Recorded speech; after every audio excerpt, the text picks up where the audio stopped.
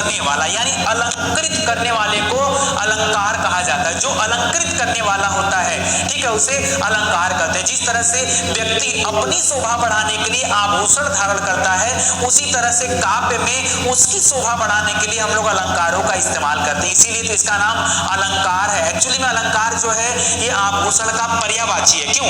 आपने सुना होगा ना कि अलंकार गृह यानी आभूषण घर, वह स्थान जहां पर आभूषण को खरीदा बेचा जाता है वो आभूषण घर या अलंकार गृह कहा जाता है, ठीक है। तो वही अलंकार शब्द है। तो जिस तरह से अलंकार व्यक्तियों की शोभा को बढ़ाता है, आप देखते हैं जब व्यक्ति बहुत बड़ा हो जाता है, हाथ में 10-10 अंगूठियां, खूब चेन, ये सब होता है ना, तो ये क्या होता है? भौकाल। तो इसी को क्या बोलते हैं? आप इसी को बोलते हो अलंकृत करना, ठीक है। उसी तरह से जब हम काव्य में अलंकृत करते हैं तो अलंकारों के माध्यम से अलंकृत किया जाता है। यहाँ पर लिखा रहा है कि अलंकारोति इति अलंकार, यानी जो अलंकरण करे उसे अलंकार कहते हैं, जो अलंकरण करे उसे अलंकार कहते हैं। दोस्तों सौंदर्य दीपक, सौंदर्य दीपक मतलब क्या होता है? देखिए यहाँ पर काव्य का वह रूप जो सुंदरता को बढ़ा दे, जैसे ये जो आभूषण होता है ना वो आपकी शारीरिक सुंदरता को बढ़ा देता है, उसी तरह से काव्य की सुंदरता को कौन बढ़ा देता है? ये अलंकार बढ़ा देता है। अब इस अलंकार में याद रखिए दो तरह के अलंकार हम लोग पढ़ने वाले हैं, शब्दालंकार और अर्थालंकार। तो कोई व्यक्ति अगर आपसे पूछेगा भाई अलंकार क्या है, तो उसको एक लाइन में बताइए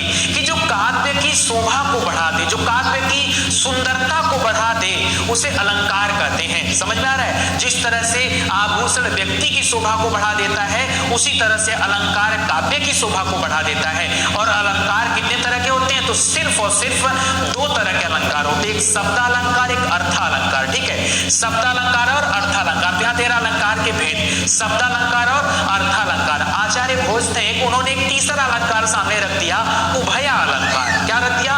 उभया अलंकार। यह अलंकार का तीसरा भेद माना, लेकिन आपको दो ही अलंकार पढ़ना है। आप अगर परीक्षा में पूछा जाए आपसे कि अलंकार के कितने भेद होते हैं, तो आप क्या बताएंगे? दो भेद होते हैं, शब्दालंकार और अर्थालंकार। हाँ, किसने कहा था अलंकार को तीसरा भेद माना है या उभय अलंकार को तीसरा भेद किसने माना है? तो याद रखिए तीसरा भेद माना है आचार्य भोज ने, ठीक है, याद रखिएगा। अब आगे बढ़ते हैं, बात आती है दोस्तों सबसे पहले शब्दालंकार के बारे में पढ़ लेते हैं, फिर अर्थालंकार। मैंने सोचा ना दो वीडियो में आपको इत्मीनान से पढ़ाता हूं, ठीक है। तो अलंकार में आज हम लोग शब्दालंकार को बड़े मजे के साथ पढ़ने वाले हैं। देखिए हमारा फोकस हमेशा इस बात पर होता है कि बच्चे जब वीडियो पढ़ रहे हैं ना तो उनके अंतरात्मा, उनका अंतर्मन कहना चाहिए आज मैंने कुछ सीखा और मुझे कुछ याद हुआ। मैं खाना पूर्ति के लिए नहीं पढ़ा था, ठीक है, तो आप सीखिए। तो शब्दालंकार की बात आती है तो नाम भी रखा है शब्दा, शब्दाधन अलंकार, यानी जो शब्दों के माध्यम से कविता की शोभा को बढ़ाते, शब्दों के माध्यम से, ठीक है, उसको शब्दालंकार कहते हैं। और जो अर्थों के माध्यम से शोभा को बढ़ाते उसे अर्थालंकार कहते हैं। तो बड़ा कॉमन सा डिफरेंस है, शब्द के माध्यम से अलंकार, ठीक है, और अर्थ के माध्यम से अलंकार। शब्द के माध्यम से मतलब शब्दों का एक ऐसा प्रयोग कि उसका शोभा बढ़ गया, काव्य की शोभा बढ़ गई, शब्द अलंकार।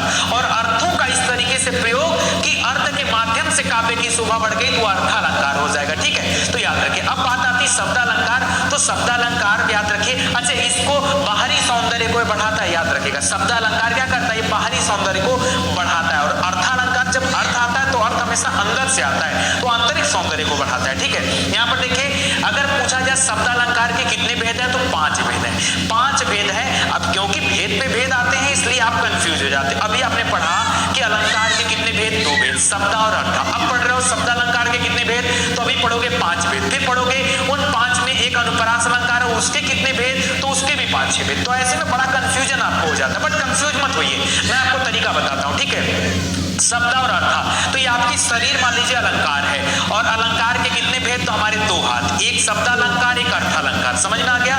तो देखिए ये हमारी शरीर अलंकार हो गई, यहीं पे हम आभूषण को धारण करते हैं तो अलंकार। अलंकार के कितने भेद? तो कितने हाथ? 2 हाथ, तो 2 भेद, ठीक है। अब देखिए यहाँ पर शब्दालंकार, शब्दालंकार में अंगुलियां कितनी? 5, तो ऐसे करके याद रखिए, यानी इसके कितने भेद? 5 भेद। शब्दालंकार के कितने भेद? 5 भेद। तो 5 भेद कौन कौन से हैं? तो याद रखिए अनुप्रास अलंकार, ठीक है, क्या होता है अभी पढ़ाता हूं, ठीक है। यमक अलंकार क्या होता है ये भी तुरंत पढ़ाता हूं। श्लेष अलंकार, वक्रोक्ति अलंकार और पुनरोक्ति अलंकार, ये 5 अलंकार होते हैं, 5 प्रकार माने जाते हैं किसके? जल्दी से बता दीजिए, शब्दालंकार के। तो चलिए शुरू करते हैं अपनी कहानी अनुप्रास अलंकार से, ठीक है। अनुप्रास, अब देखिए यहां पर दिया है अनुप्रास। अनुप्रास अलंकार वर्ग नहीं होगा, यहाँ पे होगा वर्ड, ठीक है। याद रखिए अनुप्रास अलंकार किसे कहते हैं? जब एक वर्ड जानते कि नहीं, हमारा हिंदी में पहला लेक्चर वर्ड रचना पे था।